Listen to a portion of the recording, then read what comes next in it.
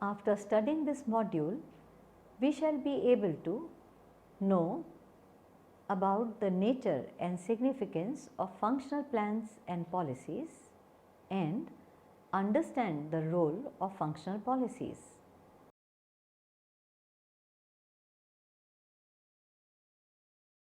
In this module, we will talk about the functional strategies, plans and policies. Functional strategy is the approach a functional area takes to achieve corporate and business unit objectives and strategies by maximizing resource productivity.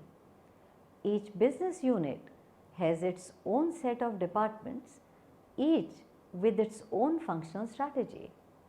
In other words, a functional strategy is an organizational plan for various functional areas including human resources, marketing, research and development among others.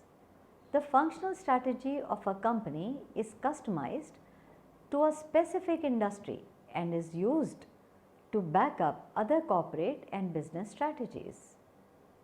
Functional strategies operate below the strategic business unit or business level strategies. Functional strategies or functional plans and policies are made within the guidelines set at higher levels. The strategies should give direction to the managers who will use and implement the plans and policies and provide them with the best and appropriate method to adopt it.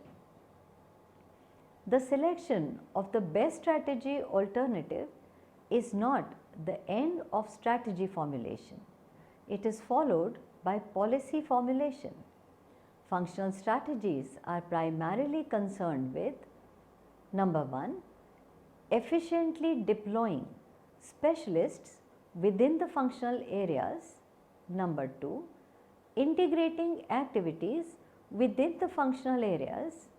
And number 3, making sure that functional strategies link effectively and efficiently with business strategies and the overall corporate level strategy.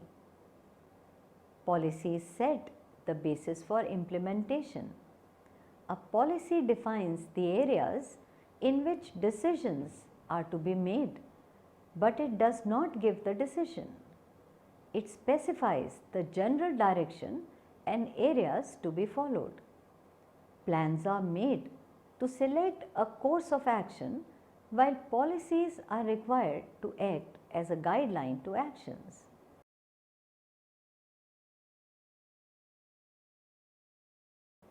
Let us now identify the types of functional strategies.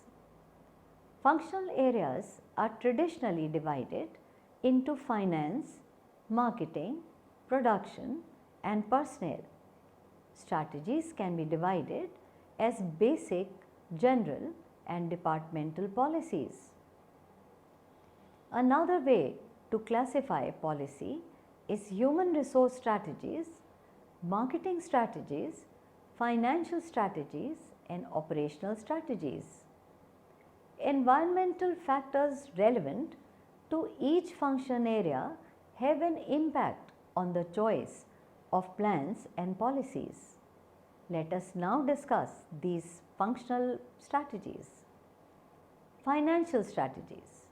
A financial strategy examines the financial implication of corporate and business level strategic alternatives and identifies the best financial course of action. It shall aim to provide the competitive advantage through a lower cost of funds and a flexible ability to raise capital to support a business strategy. It should attempt to maximize the financial value of the firm.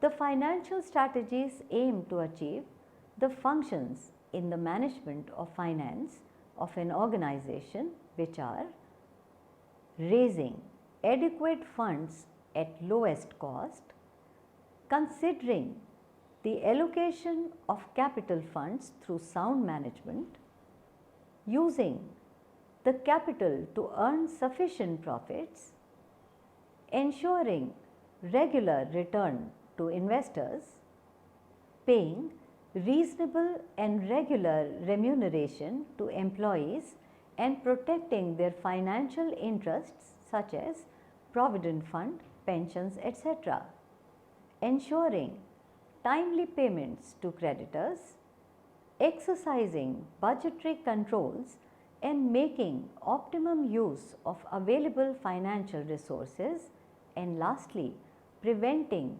misuse of money. Purchasing strategies.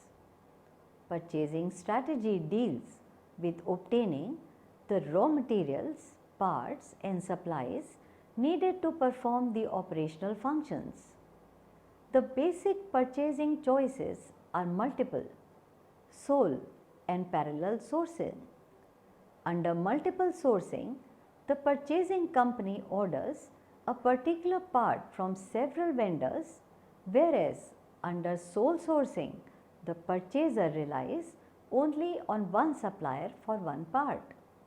While sole sourcing has the advantage of managing desired quality and reducing the cost and time spent on product design, multiple sourcing provides the flexibility and ensures timely supplies of parts. In parallel sourcing, two suppliers are the sole suppliers of two different parts, but they are also backup suppliers for each other's parts. Next, marketing strategies. Marketing strategy deals with pricing, selling and distributing a product. Marketing is an important aspect of an organization since it establishes the link between the company and its market or customers. The success of the organization is largely attributed to the performance of the marketing. Marketing plans and policies are, Marketing plans and policies are therefore of great significance in implementing business plans and strategies of a company. Marketing plans and policies are expressed through the 4 P's, namely product, price, place and promotion. Each of these P's has a number of elements associated with it. Under product, we consider quality, brand, features, packaging, warranties, services, etc. Under price, the considerations are list price, maximum retail price, discounts, trade margin, commission, installment and credit terms. Under place, mainly we consider the distribution aspects, which include customer location, outlet location, channels of distribution, warehousing, stocks and delivery.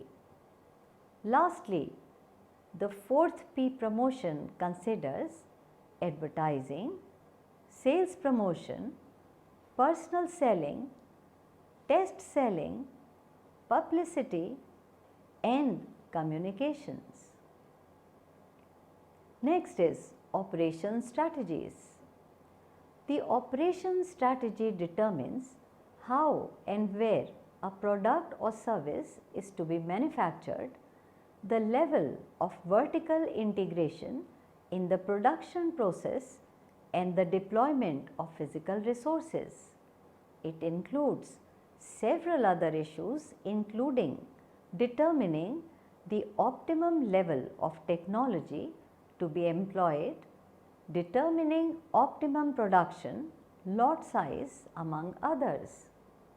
These strategies need to lay down the guidelines with respect to the production capacity of the plant, raw material to be needed, stock, quality management, maintenance of plant and machinery.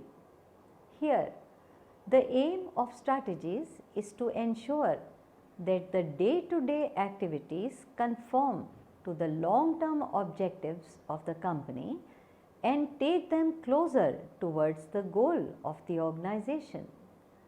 Various manufacturing strategies available to a firm include mass production, continuous improvement, modular manufacturing and mass customization.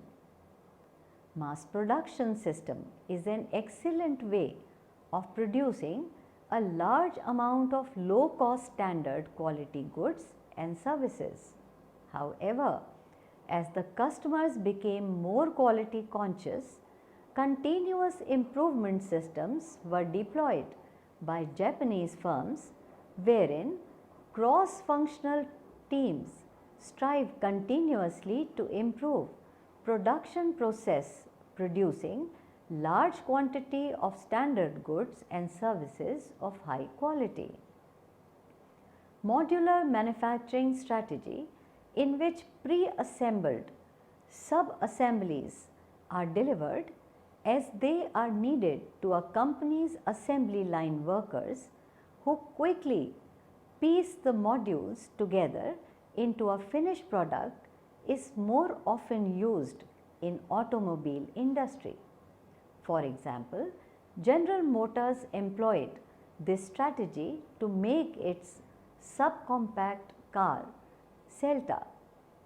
Finally, to address the needs of an ever-changing environment, the idea of mass production was challenged by the concept of mass customization.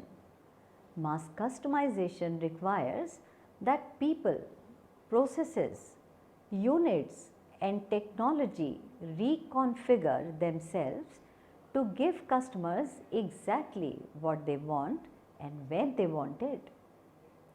Next is logistics strategies.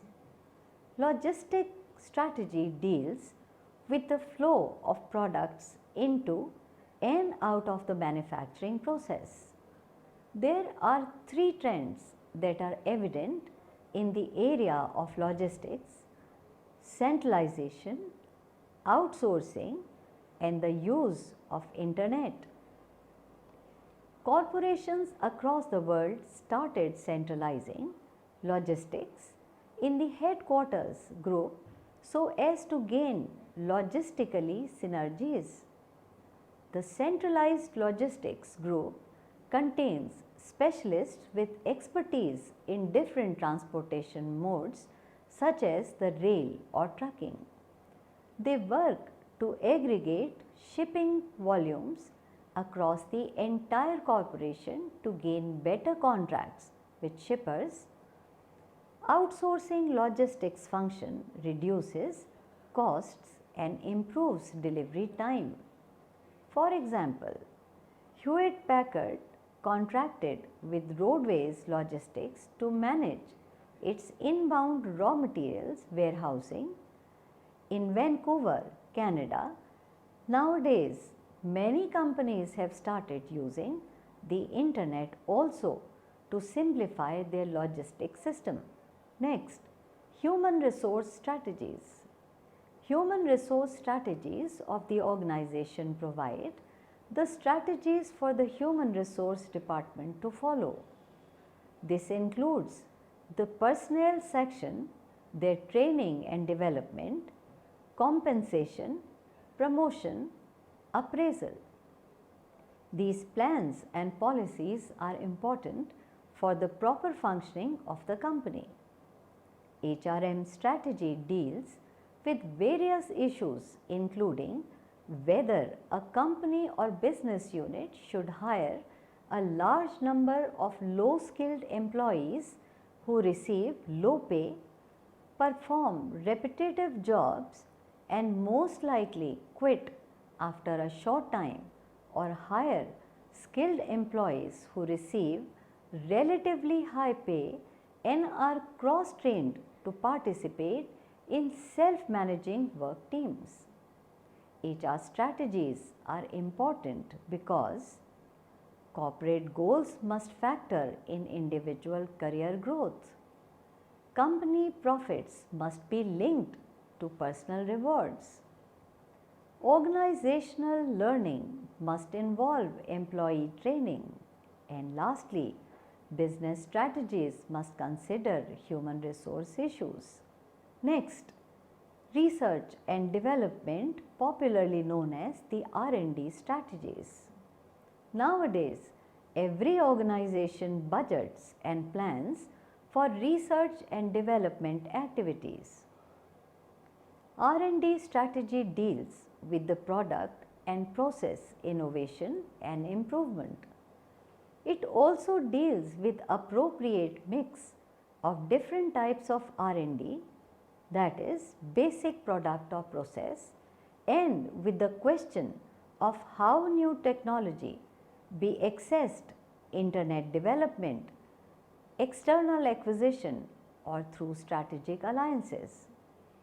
Every organization has primarily two R&D choices: to be technologically be in a leadership position in which one pioneers an innovation, or to be a technological follower in which one imitates the products of the competitors. Let us now move on to understand how to make strategic choice involving selection of best strategy. After careful identifying and evaluating the pros and cons of various potential strategic alternatives, a suitable strategy must be selected for implementation. There are several considerations to be taken care of while determining the best possible strategy. The proposed strategy must be capable of taking advantage of various environmental opportunities and corporate strengths and lead away from environmental threats and corporate weaknesses. The selected strategy must satisfy agreed on objectives with the minimum use of resources. Other considerations while making a strategic choices are management's attitude towards risk. Attractiveness of a particular strategic alternative is a function of the amount of risk it involves. Risk indicates the probability that the strategy will be effective and also the amount of assets the corporation must allocate to that strategy and the length of time assets will be unavailable for other uses.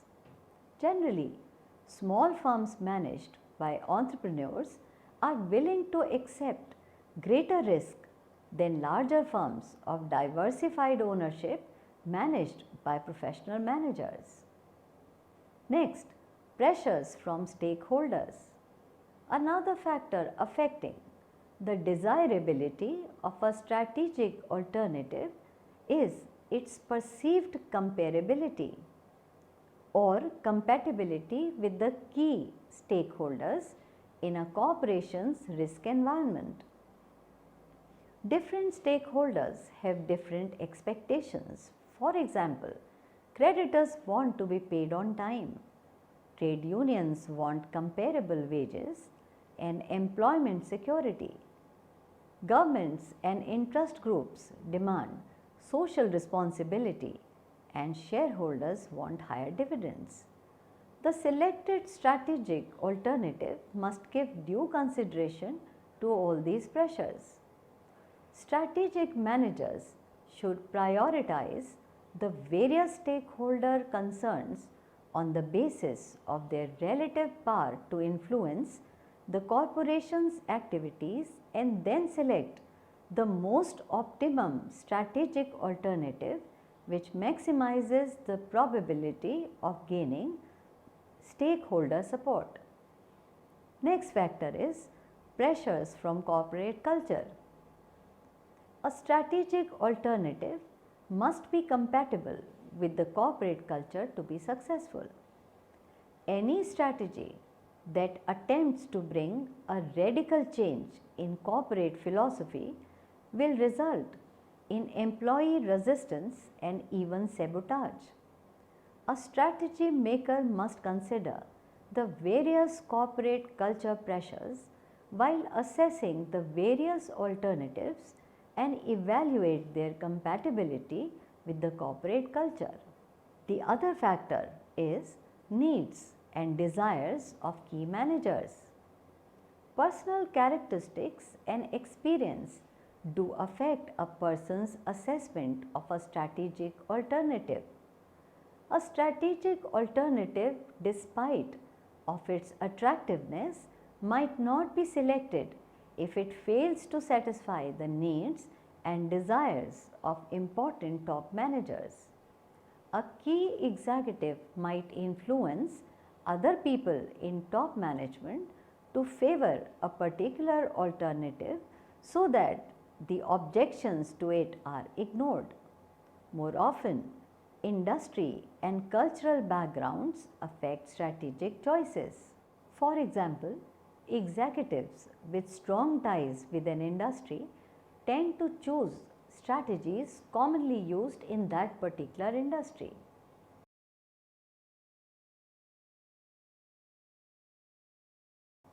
Our next topic of discussion is functional plans and policies. The effectiveness of strategic management depends on the manner in which strategies are implemented. And for effective implementation, strategists have to provide direction to functional managers regarding the plans and policies to be adopted. Nature of functional plans and policies. We know that functional strategies operate below the business strategies. Within functional strategies, there might be several sub-functional areas. For example, the functional area of marketing may have sub-functions such as new product development, product testing, promotion, advertising, sales promotion, marketing research and others.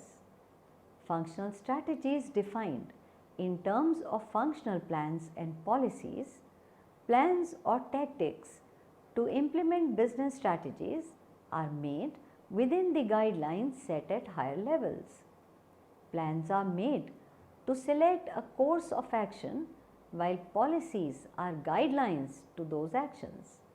Functional plans and policies are therefore in the nature of tactics to make a strategy work. A tactic is a sub-strategy, a specific operating plan detailing how a strategy is to be implemented in terms of when and where it is to be put into action. Thus, functional tactics are short-term activities each functional area within the firm undertakes to implement the overall business strategy.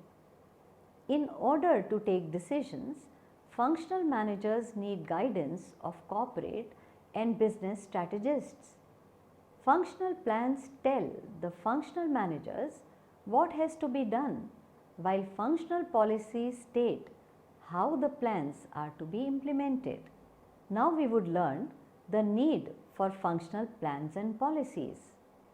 Development of functional plans and policies serve a number of useful purposes. George, Gupta and Gulick in the year 2004 have given 5 reasons why functional plans and policies are necessary. They are: number 1, to ensure that all constituents in the organization are actively involved in implementation of strategic decisions. 2, to provide a basis for controlling activities in different functional areas of the organization. 3, to reduce the time taken by managers in different functional areas in decision making. 4, to ensure consistency in handling of similar situations in different functional areas. And 5, and lastly, to facilitate coordination among different functions whenever necessary. Now we would understand development of functional plans and policies.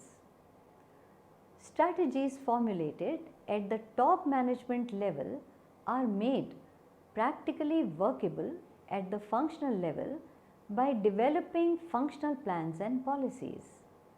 Business strategies need to be converted into viable and mutually compatible functional plans and policies.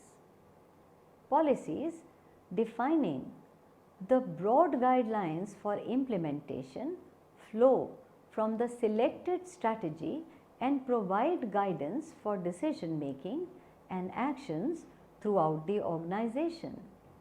Policies tend to be rather long lived and can even overlast the particular strategy that created them, and in time can in fact become a part of company's culture. The process of developing functional plans and policies may range from formal to informal. Larger and more complex organizations may have several policies related to every major aspect.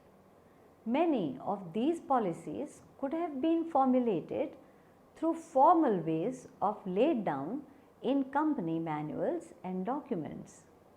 On the other hand, smaller organizations operate with fewer policies, most of which are developed in informal ways and are not articulated, rather understood only. Environmental factors relevant to each functional area have an impact on the choice of plans and policies. Additionally, organization plans and policies also affect the choice of functional plans and policies. Resource allocation decisions are impacted by and affect functional plans and decisions.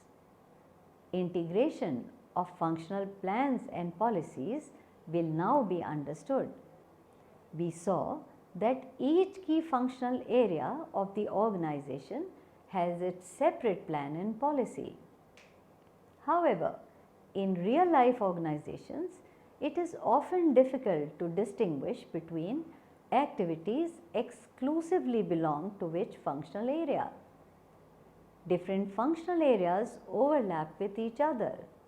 All these segregated key areas are brought together through the process of integration so that as a whole they can achieve the overall objective of the organization. There must be horizontal and vertical fit among strategies and functions for effective strategic implementation. Vertical fit is alignment between a higher level strategy and a lower level strategy, say between a business strategy and functional strategy. Horizontal fit is alignment between strategies or activities at the same level, say between finance and personnel strategies.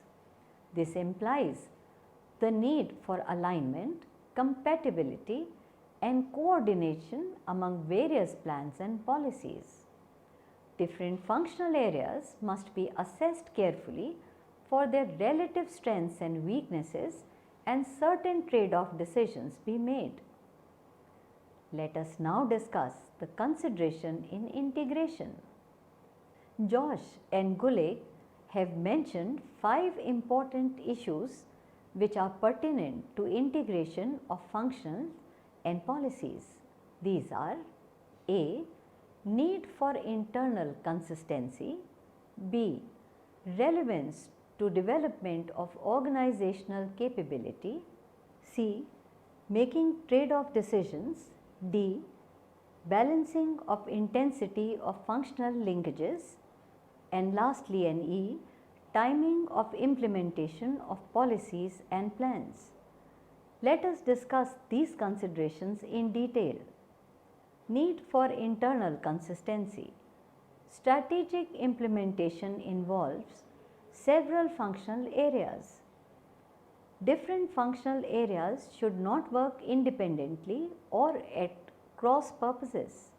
Hence, it is necessary to ensure that there is an internal consistency in respect of functional policies. For example, the marketing department cannot frame its policies without considering the impact of its policies on other departments such as finance, production and personnel. Whenever marketing department frames any strategy, it should consider the financial resources of the firm, the production capacity and skills and abilities of the organizational staff. Absence of internal consistency may lead to under optimum implementation of the strategy. Let us understand relevance to development of organizational capability. Integration produces synergistic effects which increase efficiency and capability. So, integration of various functional plans and policies can produce the necessary synergy for enhancing organizational efficiency and capability. Integration of functional strategies should aim at developing capabilities relevant to the firm's objectives as defined through strategy formulation. Resources should be used in those areas in which the firm intends to build up its strategic advantage. For example, there are some companies that aim at market leadership through quality products and heavy promotional efforts. Such companies should allocate resources in technological development and marketing efforts. Now let us talk about making trade-off decisions. Some trade-offs are inherent in functional areas, policies and functions. For instance, the marketing department may like to go for aggressive advertising and sales promotion to increase the market share, which requires high level of expenditure, but finance department may have a conservative policy. In such trade-off situations, interest of organization should be given more importance. Functional plans and policies should be made more coherent for successful implementation of strategies. Integration of functional plans and policies helps in minimizing interfunctional conflicts and optimizes strategy implementation. Strategists should realize that some sacrifices in one or more functional area is required and essential if emphasis is to be given to another functional area. Now we would learn the balancing of intensity of functional linkages. The functions of an organization are interdependent and interlinked. Some functions are directly interlinked and others are indirectly interlinked. The degree of linkage determines the level of integration of various functions. For example, a strategy which depends on high quality products with superior technology require close linkages between R&D, product development and manufacturing, while a strategy based on low cost mass market products necessitates high interlinkages between marketing and logistics. This, however, does not mean that other functional interlinkages are not important. Integration of functions, plans and policies help in determining the relative intensities of interlinkages and ensuring the required balance between high linkage and low linkage functions. Now let us understand timing of implementation of policies and plans. Integration facilitates timing of implementation of functional plans and policies. Right plans and policies but implemented at wrong time are as bad as implementing wrong plans and policies at the right time. For example, if availability of trained professionals is a key factor in strategy implementation, then a timely introduction of a development focused HR policy is inevitable. There should be proper integration in respect of timing of implementation of policies. Proper timing would lead to better implementation of overall strategy of the firm.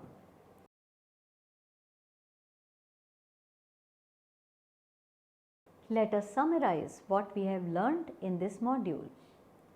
Functional level strategies support both corporate level and business level strategies.